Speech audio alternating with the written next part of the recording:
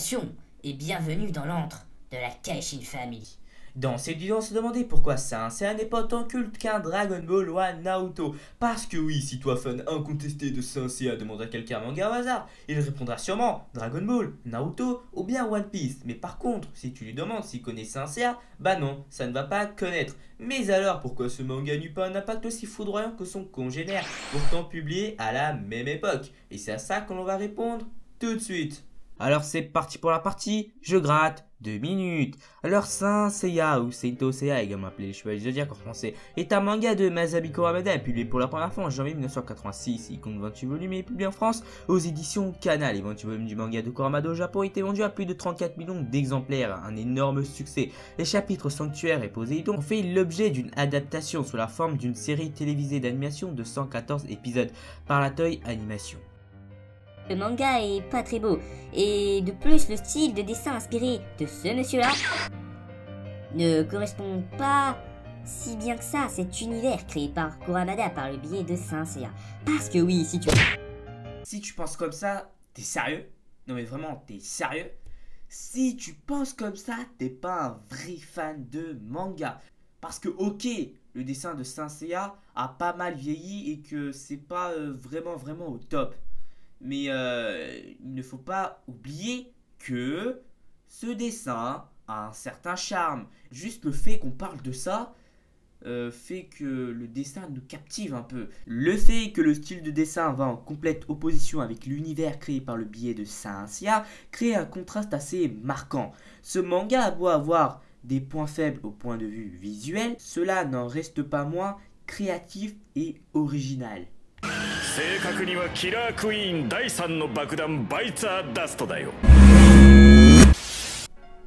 je vous recommande vivement Saint Seiya dit Lost Canvas.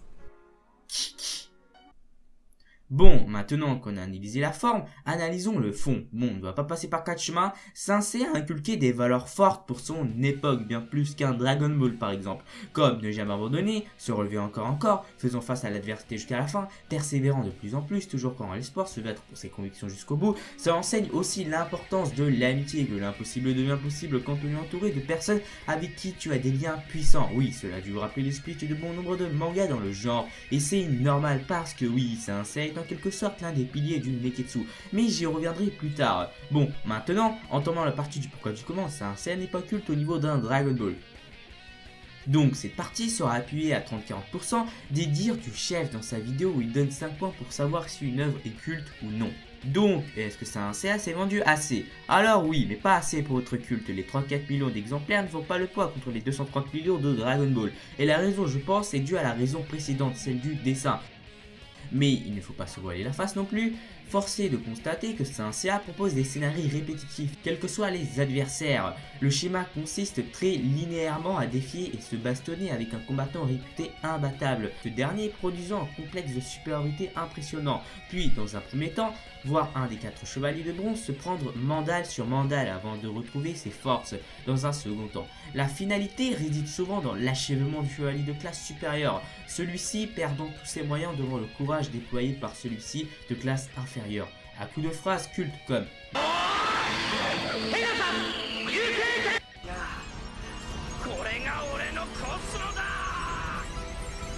après, bien sûr, un arc sur 2 est mauvais.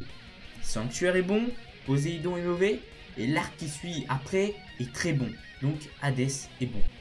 Donc, est-ce que Saint Seiya fait partie d'un imaginaire collectif? Est-ce que si je montre ça à une personne lambda, elle comprendrait ce que c'est? Bah, la réponse irait vers le négatif. Mais par contre, si je lui montre ça, oui, bien sûr que ça va réagir, parce que Dragon Ball a su frayer un chemin dans l'imaginaire collectif, ce que Saint Seiya a du mal à faire. Prochain point, la temporalité, de savoir si Saint Seiya a voyagé à travers les époques, les générations. Bon, la réponse, tu la connais, c'est oui et non. Car même 20 ans après, on a encore des jeux, des spin-offs, des films d'animation et des choses encore qui sortent chaque année. Mais est-on vraiment obligé de connaître cette œuvre par ses différents supports en prenant le risque d'oublier l'œuvre originale? Parce que oui, si tu ne connais pas Saint Seiya et que tu te fais un Saint Seiya Omega par exemple, est-ce que vraiment Saint Seiya, de ce cas précis, a voyagé à travers les époques? On peut dire que non, d'un point de vue la plus neutre, la plus objective possible, ce n'est pas Saint Seiya qui a voyagé, mais un héritier de celui-ci, un fragment de celui-ci, vous comprenez? Bon, pour appuyer cela, je vais vous donner un exemple qui va vous parler à tous. Dragon Ball, oui, est-ce que toi derrière ton écran t'as vraiment besoin de connaître les jeux, les spin-offs ou bien Dragon Ball Super pour le connaître? Ben non, je ne pense pas. La grande majorité d'entre nous avons connu l'anime qui découle de l'œuvre originale. Pourtant ça fait plus de 20 ans et on s'acharne encore et encore là-dessus. Et dans ce cas précis, on peut dire que Dragon Ball a voyagé à travers les époques. De plus, il y a certains flous entre manga et anime du fait que certains événements aient été complètement modifiés, ce qui handicape Saint Seiya face aux autres. Tandis que les autres mangas cultes de l'époque ont eu une adaptation fidèle en anime, Saint Seiya n'est pas bénéficié complètement de cela. Alors tu me diras sûrement, Mais Zeki, qu'est-ce que ça change?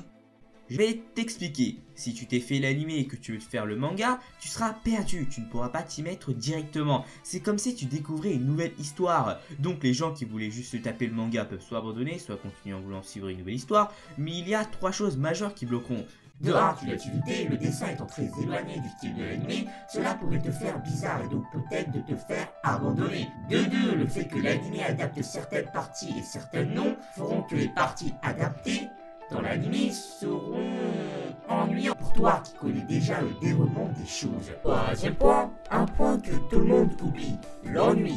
Ouais, l'ennui de te retaper une saga aussi énorme. Ouais, c'est très con, mais je peux vous assumer que cela bloque plus de gens que vous ne le croyez. Ouais, l'ennui est le pire ennemi de la Kashin TV.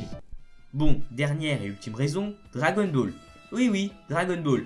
D'après moi, si Dragon Ball n'avait jamais existé, Saint Seiya aurait dû avoir un succès plus énorme, plus marquant. Et je vais vous expliquer pourquoi. Saint Seiya est ce que deviendra Dragon Ball, le pilier principal fondateur du Neketsu. Donc, ce qui reviendrait à dire que Saint Seiya est l'une des bases soutenant le pilier du Neketsu.